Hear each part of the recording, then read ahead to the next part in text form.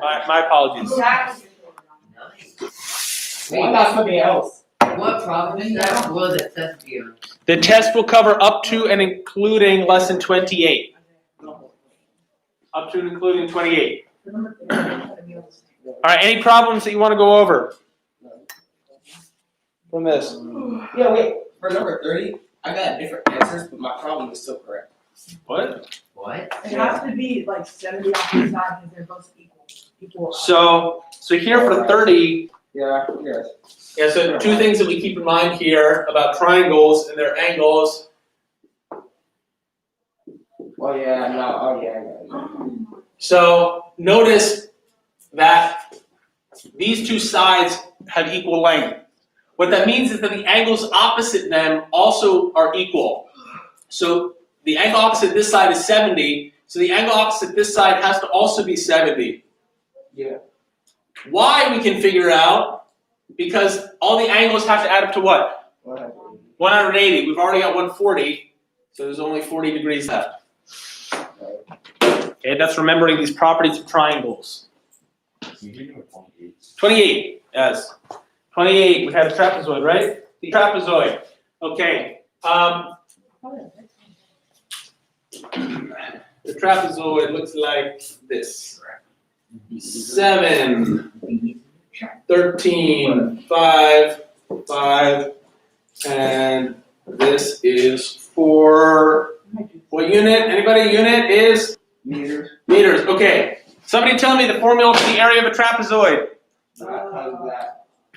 I know it's like area of the triangle. Length times width times height. I don't know. All I know is Somebody please raise your hand who can tell me something coherent as the area for a trapezoid. Length times width times height. No. Oh. Please spit out the gum. Yeah. Yes. I don't know I got the answer right, but like I just did like the area of the like I cut it into the triangle. You cut it how? Like this? Yeah, no. Down. Down. Yeah, I did the same. Okay, so, Equal. You didn't draw it. well, okay, we don't actually know that it's equal. So we can't, this, But I got. actually we do know it's equal because these are equal. Okay, so you could do it like this, in which case you're going to have, what's the area of this thing in here? So let's call them 1, 2, and 3. What's the area of 1? 28 square meters, right? Because it's 7 by 4. 28 square meters. What's the area of 2? 20? No. It's 8. No, what? No. Wait. Hold on. I don't know. All I know is Okay, what kind of shape is it? Eight. It's a triangle. It's a triangle. What's the base of it? Four. Base of Wait a minute. It's 3. The base is 3, It's 3 times height. Oh. and the height is 4. This is, It's 6.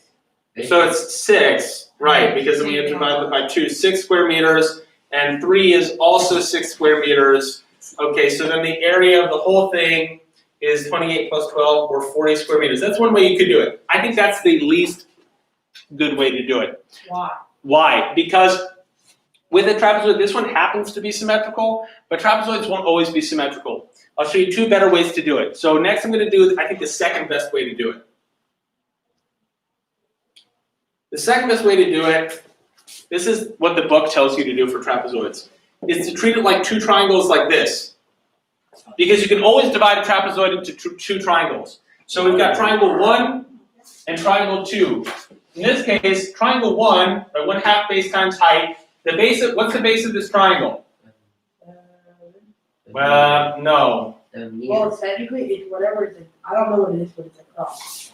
The dotted line. Yeah, it's the dotted line that goes across. I don't know what the. No. So the base, whenever we figure out the area of a triangle, the base and the height need to be at right angles to each other. So we need 2 measurements that are at right angles to each other. What 2 measurements do we have at right angles to each other for this? What?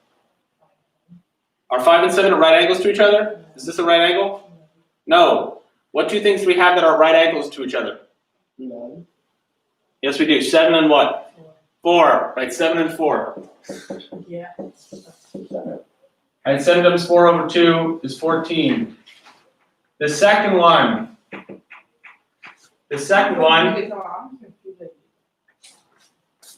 Because it's base times height over 2. The base is 7, the height is 4. Yeah, we said. Okay, great. So 40 square meters. Okay, the second one, we've got 13 times 4 over 2. So 26 square meters. So the area of the whole thing is 40 square meters. That's the second best way to do it. Notice we took each of these triangles. We need a base, which is one of the sides, and we need a height that's at a right angle to the base. So here 13 and 4, or here 7 and 4. That's the second best way to do it. Okay, so if we get something like that on the test, then we can do that and like just pretend the 5s aren't there. Right, the 5s are irrelevant here because to find the area of a triangle, you only need one side, the length of one side, and the distance perpendicular to that side, the height. The 5s are completely irrelevant here unless you're trying to do it this way. All that the 5s show us is that this trapezoid is symmetrical, that this triangle over here and this one here are the same. But that won't always be the case. The best way to do it, in my opinion, is to use the formula for the area of a trapezoid. The area of a trapezoid, I would recommend writing this down. If you don't know it already, the area of a trapezoid is this. Base 1 plus base 2 times height over 2. Base 1 plus base 2 times height divided by 2. The reason why this formula works, nope, because the base of a trapezoid is a line. It doesn't have area. The line is length. Yeah. What this formula does is it makes 2 copies of this trapezoid. This formula comes from taking this trapezoid and we flip it upside down and stick it next to it. Now what shape do we have? What shape is this? I think it's a parallelogram. It's a parallelogram. Parallelograms are easy to find the area of because it's length times width, just like a rectangle. Really? Yeah. Because with a parallelogram like this, I was wondering. right? Hold on. It's these two, because what we can always do with the parallelogram is we could chop off this side and stick it here, and then it turns into a rectangle. What if you keep it? But if you what? Keep it at the top so it all shifted. Yeah, that's effectively what we did. We just chopped up this piece here and stuck it over there and turned it into a rectangle. Okay, so parallelograms and rectangles are both length times width. I'll show you. Now, this big parallelogram that we just made, this is the same as the height of the original rectangle. And what are we multiplying it by? This thing is the one base plus the other base. Notice because the bottom of this one, the top of this one. We've got these two added together, multiplied by this. That'll give us the area of this big trapezoid that we made. But that trapezoid is made up of, this parallelogram is what we made. How many trapezoids is the parallelogram made out of? 2. So if I find the area of the parallelogram, what do I have to do to get the area of one trapezoid? Divide by 2. That's how this formula works. So if I just did like, so wait, so it would be 26 times, I think, 4? No, so yeah, it would be 26 times 4. No, 26 plus 7. So that's, So base 1, 13, plus base 2, 7. Times 4, oh yeah, and then. divided by 2. So we've got 20 times 4 divided by 2, right, 80 over 2, or 40 square meters. This, I think, is the best way to do this. Why? Because this will work for 2 reasons. 1, this works for any trapezoid. 2, we don't have to worry about getting ourselves confused. What's the base, what's the height of these triangles, like we do this second method. This first method will not always work. The second method does always work, but I think it's awkward because you have to figure out what's the base and what's the height of each of those 2 triangles. This method, this formula will always work for a trapezoid. Like the surface area formula, this one is worth committing to memory. Really, all of these formulas are worth committing to memory. There just aren't that many of them. Make flashcards or something. So if in the area of a trapezoid, yes, you can break it down into triangles. You can break it down into a rectangle and 1 or 2 triangles.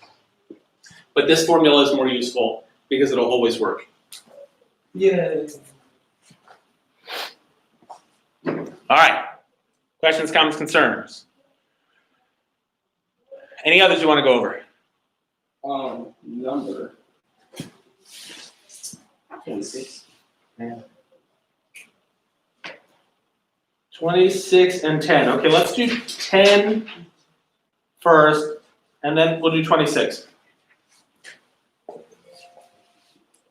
Please silence that. All right, so 10. They say 1.025 of 50 is what number? How do we set this up? We got a sentence, an English sentence, we need to translate it into mathematical symbols. 1.025 times 50 equals 10. Yeah. 1.025 of 50 is what number? Remember, of means multiplication, is means equals, and what number means a variable. This variable is going to be easy to find. We just need to calculate 1.025 times 50. Okay, we can just move right over. 5 times 5 is 25, carry the 2, 5 times 2 is 10, plus 2 is 12, carry the 1. 5 times 0, oops, I skipped the thing. The 5 times 0 is 0, plus 1 is 1. 5 times 1 is 5. And put the decimal point there. Why there? Because we've got 3 digits to the right of the decimal place here, none here, so we need 3 total to the right of the decimal on the bottom. Then we've got it, 51.250 or 51.25. That was just a matter of setting it up correctly and then multiplying. Doing that arithmetic correctly. All right, 26, is that the next one? 26, actually, let me 26 here. We can do 27 also if you want. All right, 26. Simplify -2, parenthesis, -3, close parenthesis, minus, open parenthesis, -4, close parenthesis, to the 0, parenthesis, -3, close parenthesis, pipe, -5, -2, pipe. Whew. Lots of stuff going on. What comes first in our order of operations? Parentheses. What can we do inside parentheses here? -5 minus 2. Yes, remember the pipes count as parentheses. What do we get when we do -5 minus 2? -7. Then we can apply the pipes to it. It becomes +7. Okay. Hold on. Okay, what comes after parentheses? Exponents. What exponents do we do here? 0. So what do we get when we do -4? What? 1. Yes. I don't know how I got 28. Well, you got 28. I got 28 too. Did you guys do this first? You get +7 from this guy on the right? I got +6 Plus 1. plus, no, I got, and then, yeah, +1. Yeah. And then plus -1. No, oh, that's why. Yeah, there's no addition or subtraction No, wait, here. and then I got plus and -1. No, wait. Oh no, I got 6 plus 1 parentheses -3. The pipe -7, the pipe. I don't know. Yeah, so then the -7 in the pipe, we just change it to, it changes to +7. I got 6. There's no sign here, so it means multiplication. We've got 1 times -3 times 7, which gives us -21. 6 minus -21, or 6 plus +21, is going to give us 27. Yeah. I think I multiplied -3 by 7. I had that, but I also had a plus. I don't know why. It's fine if you multiply -3 times 7. What do you do with the So I got Wait, oh, 7 I had- plus 21 from like the last. Cause I did Where'd you get 7? -2. Oh, the one I put was a positive. Oh, I Wait, did. what? I didn't time. Oh wait, so I did -2 times -3, so I got +6. Yeah? And then I did +1 instead of -1. Yeah, so this negative sign stays here. Like, cause in the parentheses, I accidentally kept a negative in there, so I got negative. Gotcha, yeah, -4 to the 0 is going to be +1. Anything to the 0 will be +1. I forgot to multiply, because I got 6 plus 1 plus 21. I forgot to Oh. multiply -1 times -2. Yeah. Now that's Yeah. I made a positive one out. Gotcha. Did you want to do 27 also? Yeah. Okay, 27. Similar kind of deal. Can I erase this trapezoid thing? Yeah. What was the end? 26, yeah, it's 27. Like the number 27 is 28. Okay, 27. We've got parenthesis, -2, parenthesis cubed, minus, parenthesis, -2, close parenthesis, squared, -5, plus cube root of -64. All right, what do we do first in our order of operations? Parentheses, do we have anything to do inside parentheses here? Yeah. What? That's The only sets of parentheses we have are this one, which just has a -2 in it, and this one, which just has a -2 in it. oh yeah. We can't do anything inside any of the parentheses. So move on to what? Exponents. So what happens when we cube -2? What do we get? -8. Why is it -8? That's 3 negative. Right, we're multiplying together 3 negative numbers. -2 cubed means that we're taking 3 copies of -2 and multiplying them together. When we multiply 3 negative numbers together, we'll end up with a negative. Or you can think of it this way. Matthew, put that away. Let's focus on I didn't. work for this class. I didn't Just stick it in the folder. say. -2 times -2 will give us +4. We multiply it by another -2, we get -8. All right, what happens when we take -2 and square it? Positive. We get +4 because there we're multiplying 2 negative numbers together. Now, the cube root counts as exponents. Exponents includes cube roots. Cube roots are undoing exponents. Yes. How did you get negative? Because I got. How do I get what? I got +4 because I did like if it's -2 and another negative, then You can't cancel these out because the canceling out of those is multiplication. We have to do the exponent first. The exponent happens first and makes -2 +4. Canceling out negative signs is a kind of multiplication. What happens when we take the cube root of -64? What do we get? -4. Why -4? Because the 3 is like a high number. You divide it. and that's the only way you can have it. Right. So the cube root of -64 means what number can we multiply 3 copies of together to get to -64? If it were +4, I can multiply positives together all day long. I'll still get something positive. So I need a negative. -4 times -4 times -4. Those three negatives will give me a negative answer. Yes. Open the door in a minute. Okay, now we can just add -8 plus -4 plus -5 plus -4. Anybody? -21, right? Because they all have the same sign, we can just add them together.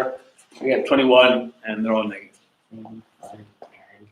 Any other questions you want to go over? 27, notice that problem is based on problem set 19. 26, it's based on, it's based on 19. That's a possibility for tomorrow's test, that kind of problem. 27, it's based on lesson 19. Other ones from this problem set you want to go over? Okay, flip back to lesson 25. We'll just do a little bit of review on page 106. Flip to there. We'll do a quick review of 25 and 28. And then that'll be it.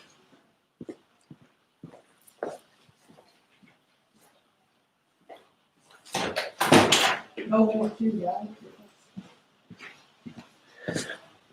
All right, so 25, page 106, solution of equations. Taking equations and finding solutions for them. What do we mean when we talk about the solution for an equation or the root of an equation? the truth. Sort of. We want the truth. We want what to be true? The problem. Can you be more specific? The equation. Yeah, we want the equation to be true. We want it to be accurate that, for example, 2x equals 8. The only way to make that true is if x is what? 4. If x is 4. The only way for 2x equals 8 to be true is if x equals 4. That's the only solution, the only root of that equation. Remember, x, a variable, is a mystery number. It could be anything. So for almost any value of x, this is actually false. If x is 5, then it's false to say that 2x equals 8. Two things, right? You want to live in the truth. So how do we make it true? It's only true if x equals 4. That's a solution of an equation. Remember that we can manipulate equations by doing the same thing to both sides. We can add the same thing to both sides or subtract, because subtraction is just adding a negative. We can multiply each side by the same thing, or divide, because division is multiplication by the reciprocal. When we have a combination of multiplication and addition, so like this example that I gave you here, 3x minus 2 equals 10, we have to undo the order of operations. First, we add 2 to both sides. 3x equals. We try to divide by 3 first. Remember, when we divide and multiply, we have to do it to the entire other side. So now we have 3x minus 2 divided by 3 equals 10 over 3. That does not help us at all. All that we've done there is made the equation more complicated. This is still an equivalent equation, but we haven't changed it into something more convenient. We've changed it into something less convenient. Harder to solve. Yes? I don't want that. No, we don't want that. We want to make our lives easier. Yes? Okay.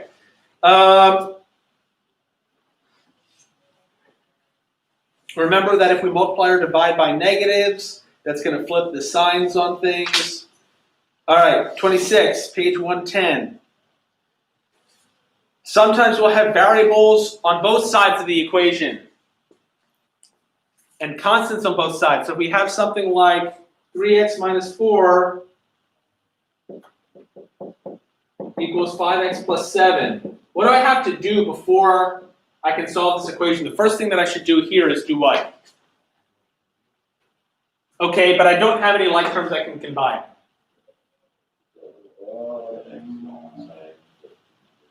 Right, I want to get my variables onto one side of the equation and my constants to the other side of the equation.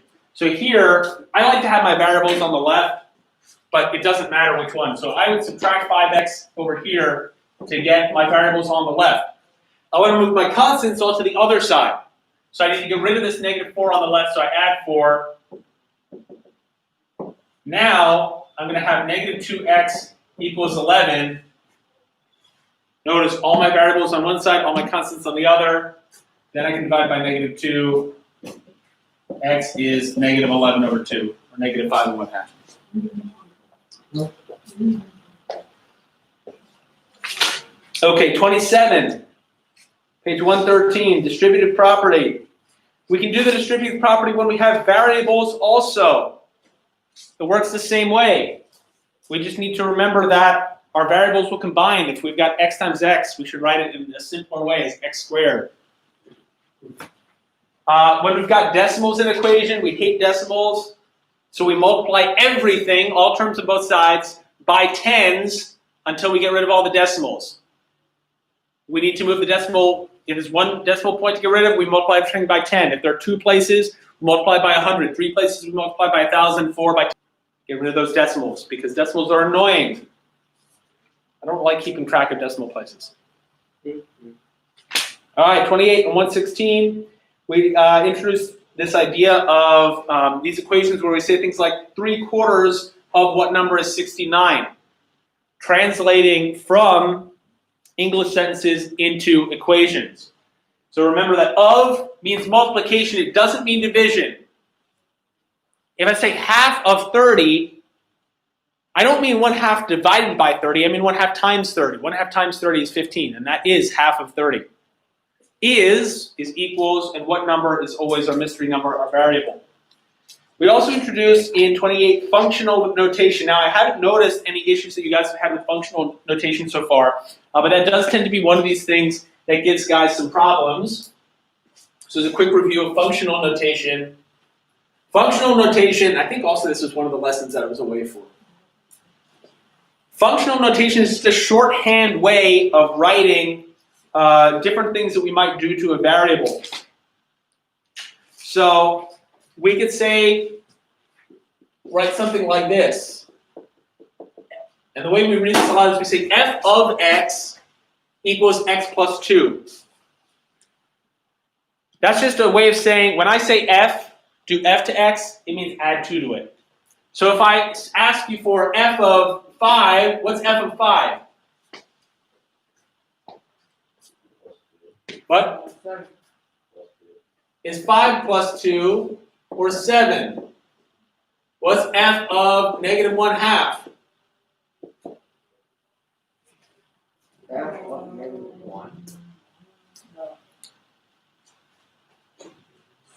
What am I going to write next?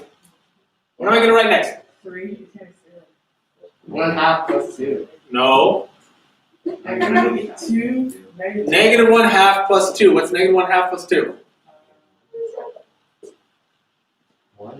You have to make it like negative 4. How can we write 2 as a fraction over 2? Yeah, oh, 2. What?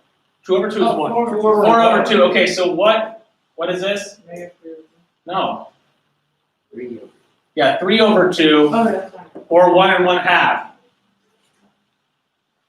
If it's more complicated, that's fine. We could say that g of x is x squared minus x. What is the difference between G and F? It's just, there's no difference between g and f. So if I wrote like Yeah, usually you're going to use f, g, and h. There are just certain letters that you tend to use for these things. F, G, and H are the ones that you'll usually use for functions. Just like X, Y, and Z we usually use for variables. F, G, H are the ones we usually use for functions. It's just more convenient for people. It's just a convention. But say that I had a problem where I had multiple different functions. Say that this problem, there were 3 different things I could do to x. One was to take x and add 2 to it. I'd call that one f.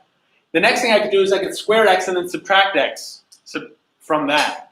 I could call that g of x. I could have another function in the same problem I call h of x. And by using f, t, and h, I'd be able to tell them apart. So I say g of x is x squared minus x. What's g of 3?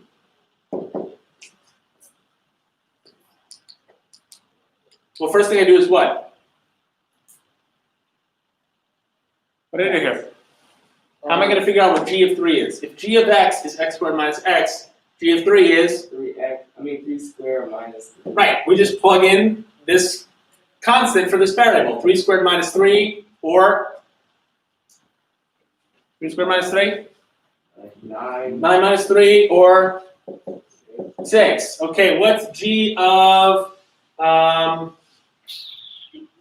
what's g of? 75.